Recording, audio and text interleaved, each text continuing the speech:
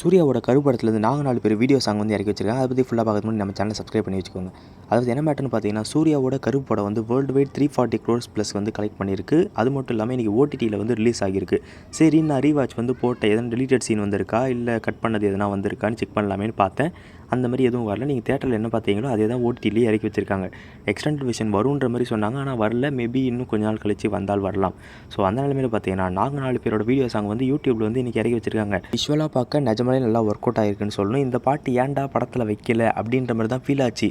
ஆனால் என்னோடய personal recommendation என்ன, இந்த பாட்டு வைக்காமல் வந்ததே நல்லது தான். ஏன்னு கேட்டிங்கன்னா, அதுக்கு முன்னாடி சீனில் தான் கருப்புசாமிக்கு முழக்கலாம் அடிச்சு சீரியஸாக போவோம். நான் வந்து சூர்யாவுக்கு எக்ஸ்பெக்ட் பண்ணிட்டு இருந்தேன். டக்குன்னு பார்த்தா இந்த சீன் போட்டானுங்க. போட்டோன்னே எனக்கு என்னடா இதுன்னு இருந்துச்சு. நல்ல வேலை பாட்டு அந்த இடத்துல வைக்கல. ஏன்னா அது அந்த சீனில் ஒரு மாதிரி சிங்க் ஆகாத மாதிரி இருந்துச்சு. ஒரு விதத்தில் எனக்கு வந்து இது பாசிட்டிவாக தோணுச்சு. உங்களுக்கு பாட்டு வச்சுருந்தா நல்லா இருந்திருக்குமா, வைக்காமல் இருந்தாலும் நல்லா இருந்திருக்குமா, நீங்கள் என்ன நினைக்கிறீங்கன்றதை கமெண்ட்டை சொல்லுங்கள்.